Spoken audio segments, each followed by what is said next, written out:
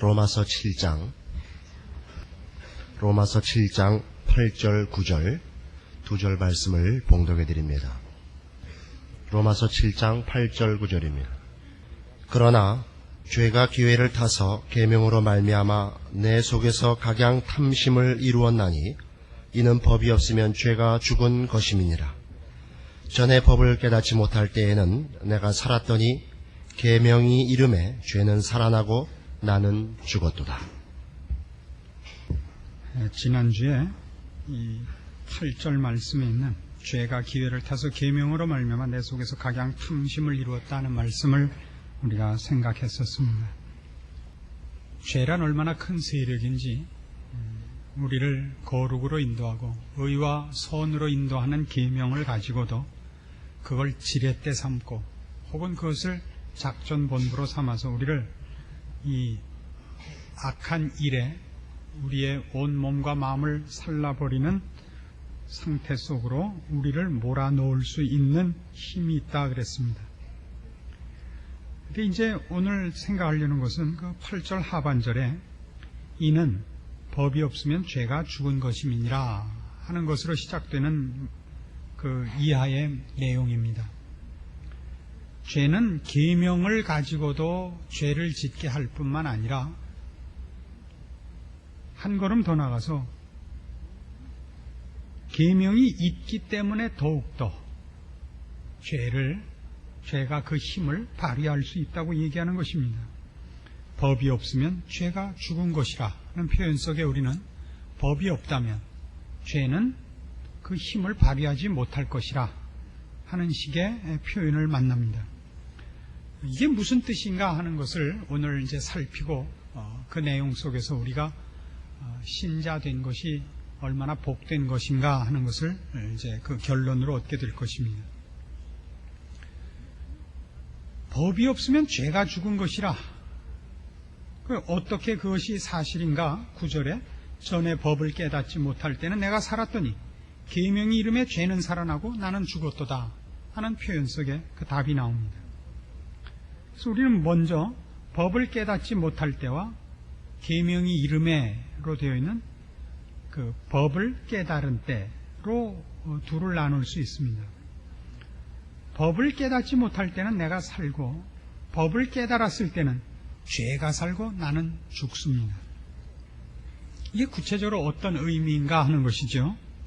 사도 바울 자신에게 있어서도 이 법을 깨닫지 못했던 시기가 있었고 그때는 자기가 법을 다 지키고 괜찮은 사람이라고 생각했던 때가 있었고 그리고 법의 진정한 의미를 깨달은 이후에 죄가 얼마나 무섭고 자기가 어떻게 그 죄에 대하여 저항할 힘이 없는가를 분명히 인식한 체험이 있습니다. 빌립보서 3장에 가시면 사도 바울의 이 고백이 나옵니다. 빌립보서 3장 4절입니다. 그러나 나도 육체를 신뢰할 만하니 만일 누구든지 다른 이가 육체를 신뢰할 것이 있는 줄로 생각하면 나는 더욱 그러하리니 내가 8일 만에 할례를 받고 이스라엘의 족속이요 베냐민의 지파요 히브리인 중에 히브리인이요 율법으로는 바리새인이요 열심으로는 교회를 핍박하고 율법의 의로는 흠이 없는 자로라. 이게 나오죠. 율법의 의로는 흠이 없는 자로라. 그는 자신이 흠이 없는 자라고 생각했던 시절이 있었습니다. 그러나 무엇이든지 내게 유익하던 것을 내가 그리스도를 위하여 다 해로 여길 뿐더러 또한 모든 것을 해로 여김은 내 주 그리스도 예수를 아는 지식이 가장 고상함을 인함이라. 내가 그를 위하여 모든 것을 잃어버리고 배설물로 여김은 그리스도를 얻고 그 안에서 발견되려 함이니 내가 가진 의는 율법에서 난 것이 아니요 오직 그리스도를 믿음으로 말미암은 것이니 곧 믿음으로 하나님께로서 난 의라. 자기는 율법을 다 지켰다고 생각했어요. 흠이 없는 자라고 생각했어요. 그때는 왜 그런 생각을 했느냐? 율법이 나에게 무엇을 요구하는지 제대로 몰랐기 때문이었다 이거예요. 자기가 율법은 이런 것을 요구한 것이라고 생각했던 자기의 오해 속에서는 자기는 흠이 없는 자였고 열심 있는 자였다고 생각합니다. 그때는 그는 살아있었죠. 그러나 이제 그리스도 예수 안에서 율법이 지시하는 요구와 우리에게 밝히는 사실들을 제대로 이해하고 나자 그는 자기가 그 율법을 지킬 힘이 없는 것을 발견했을 뿐만 아니라 그 지킬 수 없는 이유가 죄가 나를 붙잡고 있기 때문이라는 것을 발견한 것입니다. 누가복음 18장에 가시면 바로 이 스스로 의롭다고 생각하는 율법을 깨닫지 못한 살아있는 의인들을 만나보게 됩니다. 누가복음 18장 9절 말씀입니다. 또 자기를 의롭다고 믿고 다른 사람을 멸시하는 자들에게 이 비유로 말씀하시되 두 사람이 기도하러 성전에 올라가니 하나는 바리새인이요 하나는 세리라. 바리새인은 서서 따로 기도하여 가로되 하나님이여 나는 다른 사람들 곧 토색, 불의, 간음을 하는 자들과 같지 아니하고 이 세리와도 같지 아니함을 감사하나이다. 나는 일에 2번씩 금식하고 또 소득의 11조를 드리나이다. 자, 여기 보세요. 율법을 깨닫지 못했을 때 어떻게 사람들이 살아있는가를 보십시오. 이 바리새인을 보십시오. 나는 저 사람들하고 다릅니다. 나는 토색하지 않고 나는 불의를 행치 않고 나는 간음하지 않습니다. 나는 일에 2번씩 금식하고 온전한 11조를 바칩니다. 그는 살아있습니다. 그러나 그가 죄인인 것은 예수님께서 저들을 정죄한 데서 단적으로 증명이 됩니다. 저들은 다 죄인입니다. 저들은 다 죄인입니다. 무엇으로 저들이 죄인인 것이 나타나는가 하면 계명이 이름에 죄는 살아나고 나는 죽었도다에 있습니다. 계명이 이르자 저들은 죽습니다. 율법을 깨닫지 못할 땐 우리는 율법을 지키고 있고 내가 의인이고 합격에 마땅한 사람이라고 생각을 하는데 진정한 율법의 요구와 뜻이 우리에게 밝혀지자 우리는 그 앞에서 죄인인 것과 우리의 죄인된 처지를 벗어날 방법이 없는 것을 발견합니다. 요한복음 15장으로 가보실까요?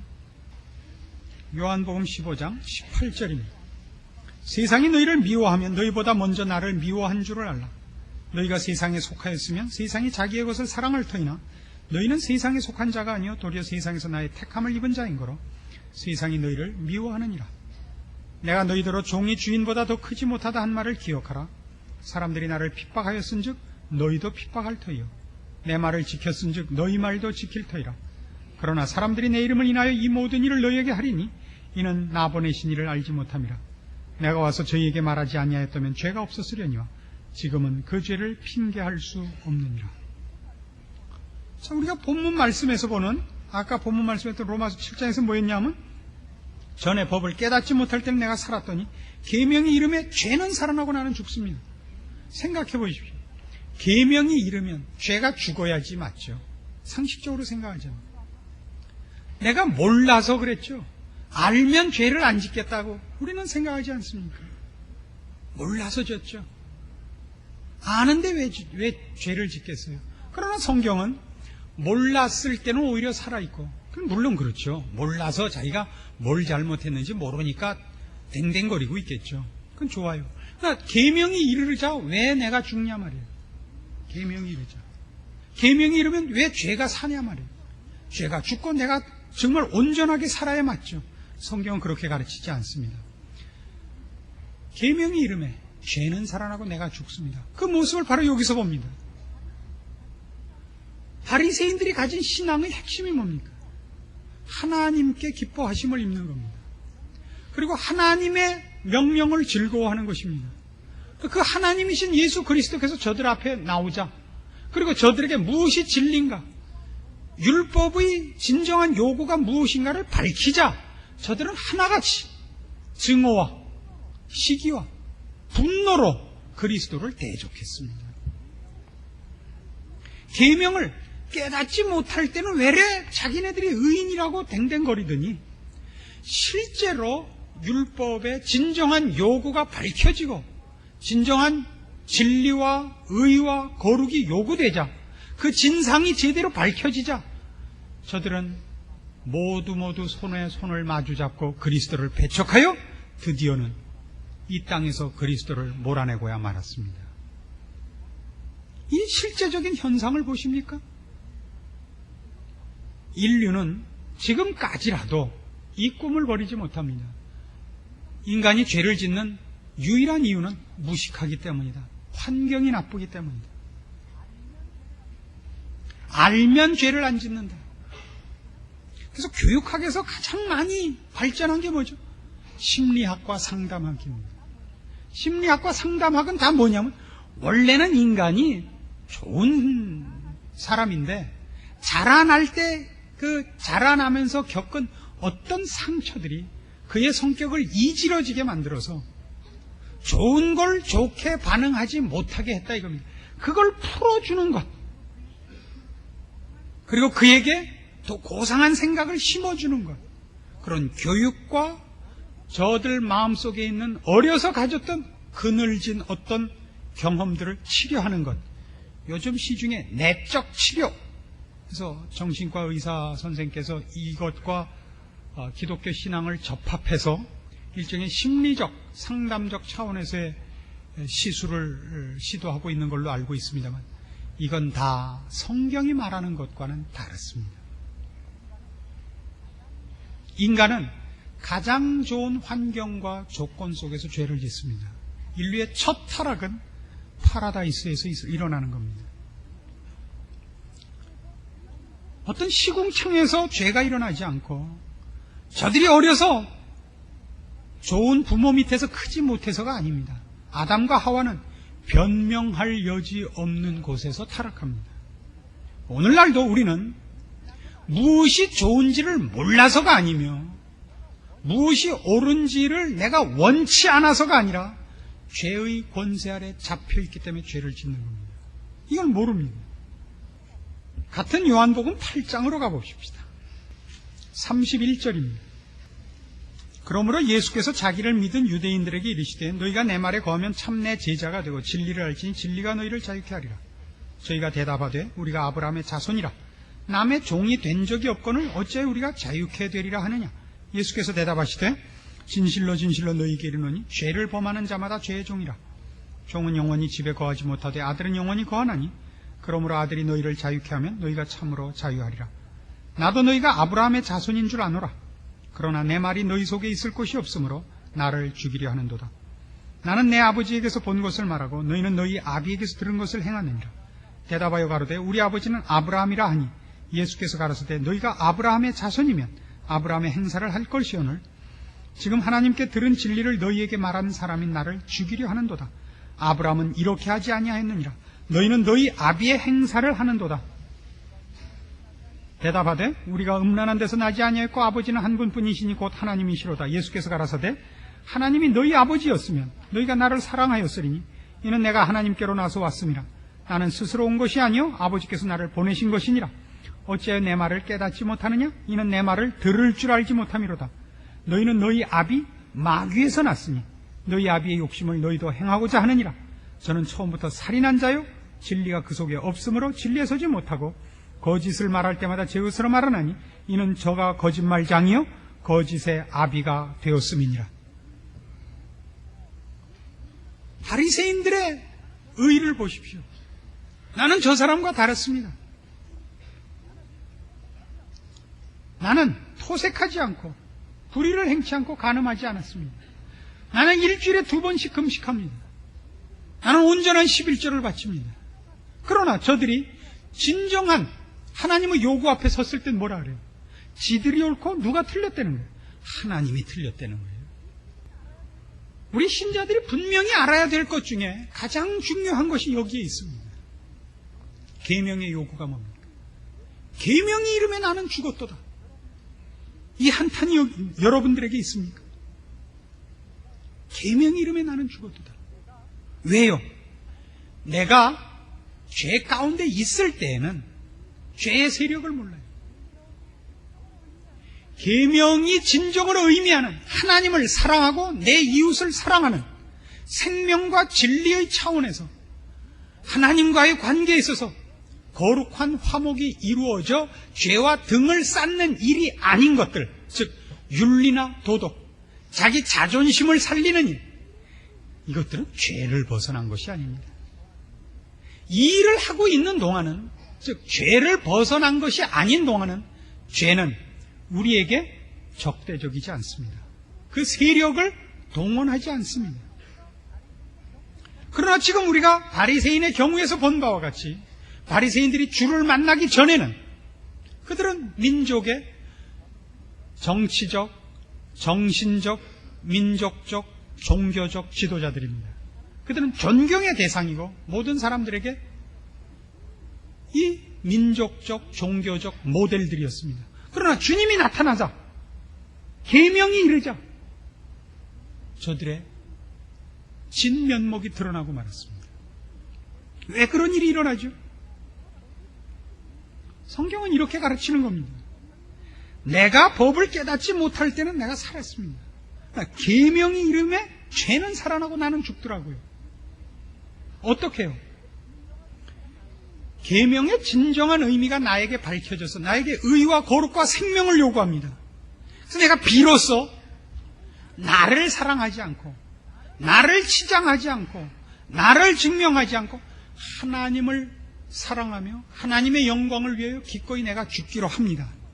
그러면 죄는 비로소 그 힘을 발동합니다. 우리가 그의 울타리 속에서 왔다 갔다 하는 동안은 죄는 우리에게 적대적이지 않습니다.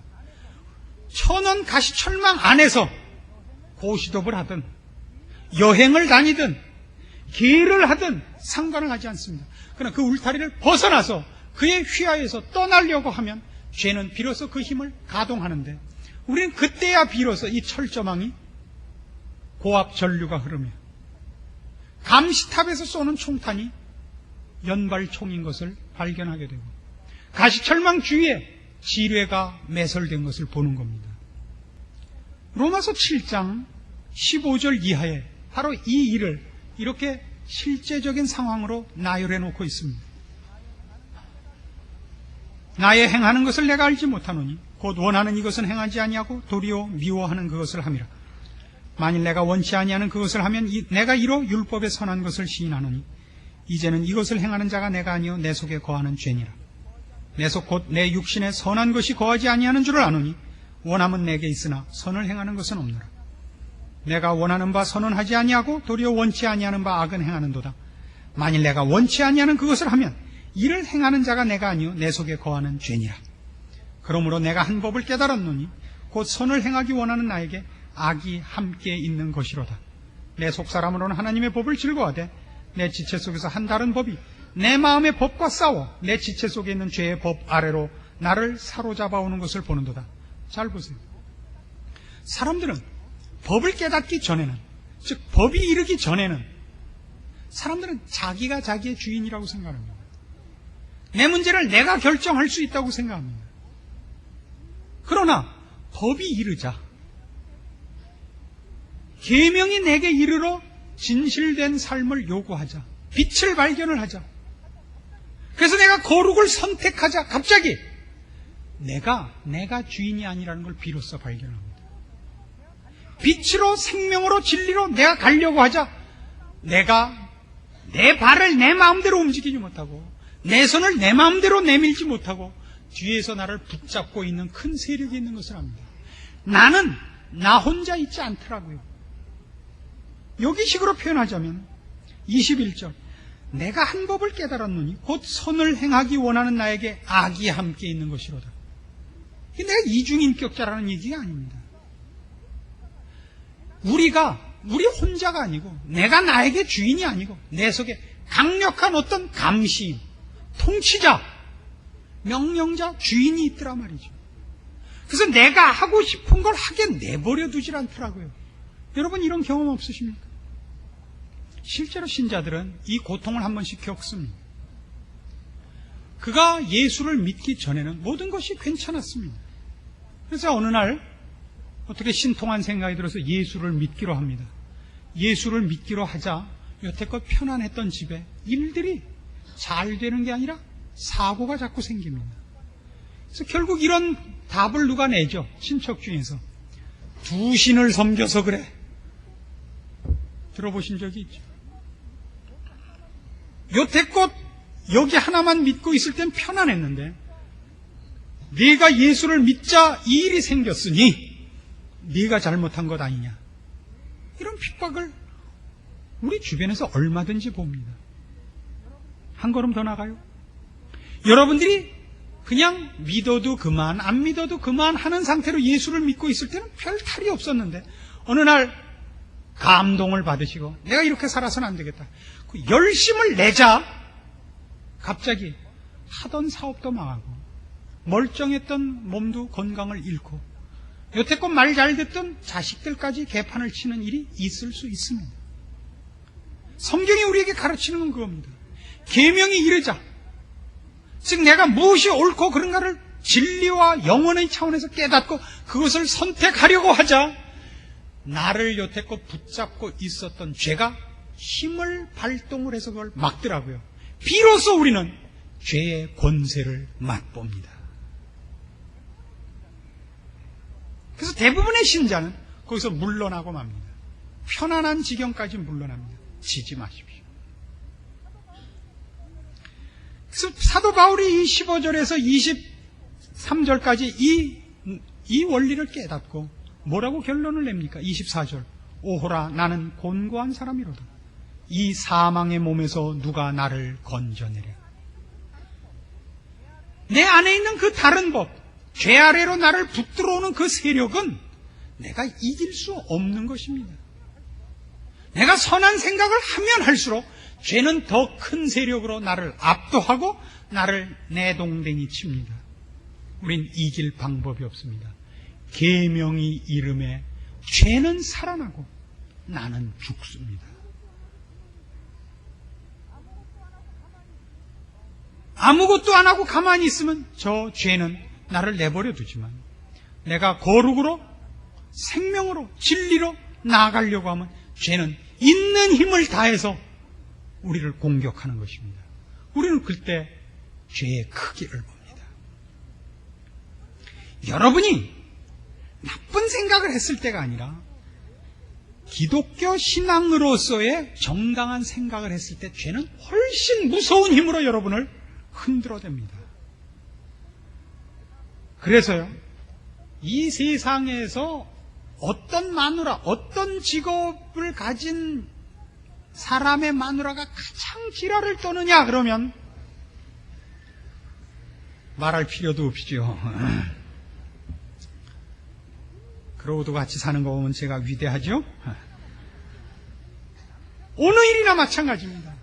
남편이 신령한 결심을 하면 할수록 마누라가 지랄을 떨게 돼 있고 마누라가 신령한 결심을 하면 할수록 남편이 똑같은 짓을 하게 돼 있습니다. 그때 저 사람이 왜 저러나 그러지 마시란 말입니다. 그거는 여러분에게 가장 큰 힘을, 영향을 미칠 수 있는 사람을 통해서 그 힘이 나타나기 때문입니다. 그건 물러선다고 해서 해결되는 문제가 아닙니다. 죄의 힘을 여러분은 깨우쳐야 됩니다. 여러분이 혼자서 죄를 이겨내는 것이 아니라는 걸 알아야 됩니다.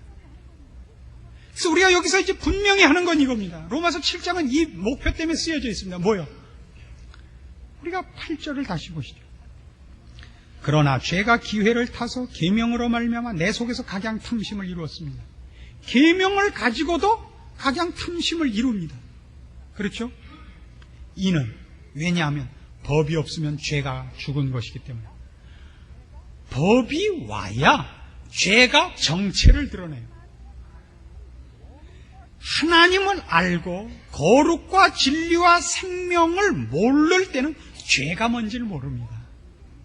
법이 없으면 죄가 뭔지 정체가 드러나지 않습니다. 그래서 우리가 믿지 않는 사람들에게 가서 예수 믿으라 그러고 당신 죄인입니다 그러면 눈을 동그랗게 뜨고 내가 왜 죄인이냐 그러죠.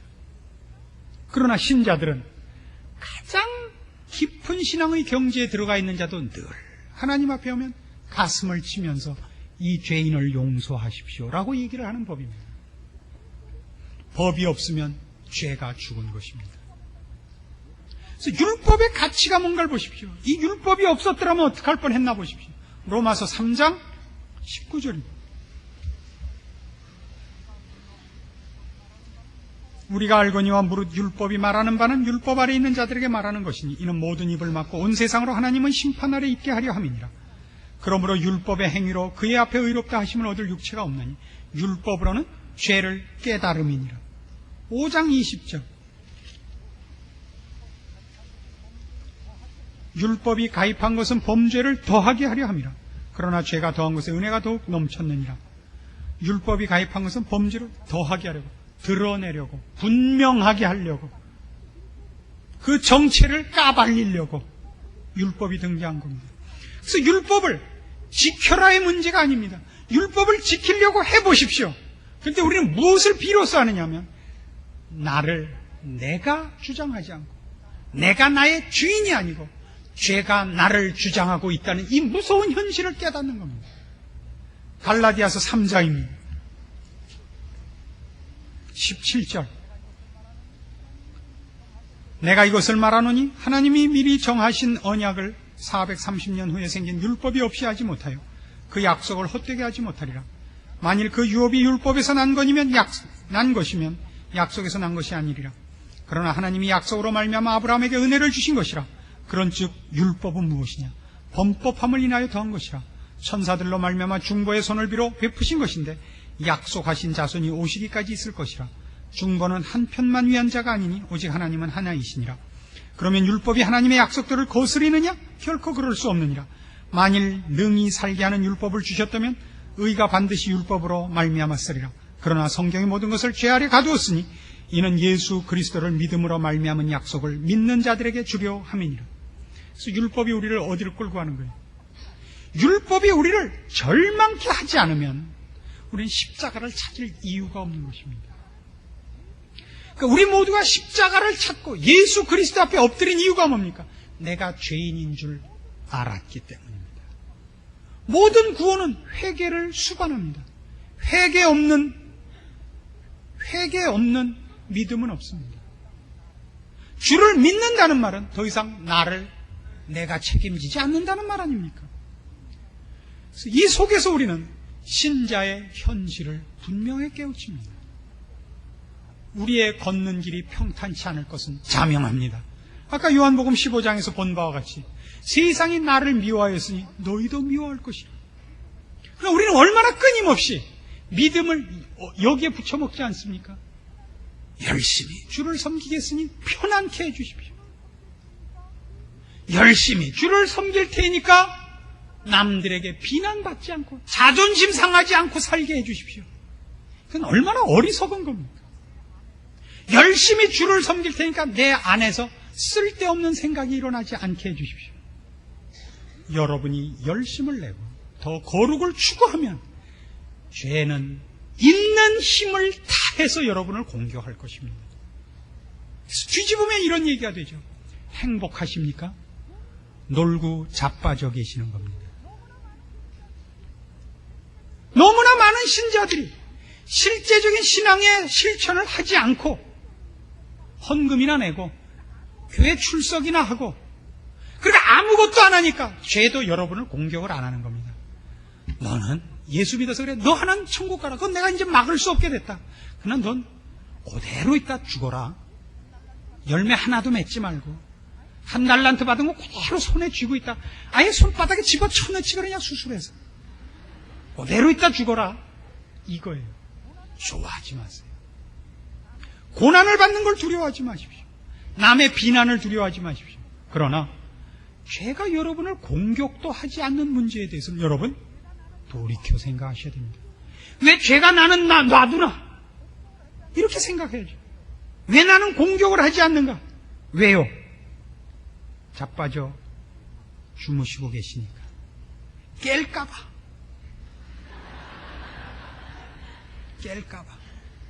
옆에서 자장가만 불러주죠. 그러고 늘 그래요. 난 아무 일도 없는데 당신은 왜 이렇게 나도 어려운 일만 생겨? 하나님이 당신은 사랑하시지 않나 봐. 지랄하고 앉았죠. 뭐가 신앙이에요? 성경은 그렇게 가르치지 않아요.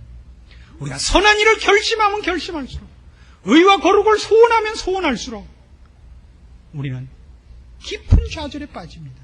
한 번도 안 돼요. 주님을 붙잡고 주의 손에 의지하여 정말 십자가를 지고서만이 그 한 단계를 넘어가는 겁니다. 껌 씹어가면서 쉽게 무슨 프로야구 선수들 껌 씹으면서 홈런 치듯이 넘어가지 않습니다. 기를 쓰고 죽었다고 복창하고 한 걸음 한 걸음 주께서 요구하신 이 길을 헤쳐나갈 수 있는 것입니다. 이 일은 시작해야 됩니다. 시작을 하지 않고서는 목적지에 도달할 방법이 없기 때문입니다. 신자된 여러분의 특권과 책임, 그리고 이 교묘한 시험 지지 마십시오. 기도하십시다. 하나님 아버지 은혜를 감사합니다. 우리는 다 신념과 의지의 사람들이 아니라 하나님의 은혜로 이 자리에 있는 사람들입니다. 은혜를 받은 자로서 은혜가 우리를 다스림을 기억하고 죄와 사망을 벗어난 신자의 아름다운 생명의 삶을 살게 하사 열매 맺는 생을 주시옵소서. 주의 사람으로 존재하는 인생을 허락하시옵소서. 편안함을 구하지 말게 하시고 의와 거룩과 생명과 충성을 요구하는 복된 신자들이 다 되게 하시옵소서. 예수님의 이름으로 기도합니다. 아멘.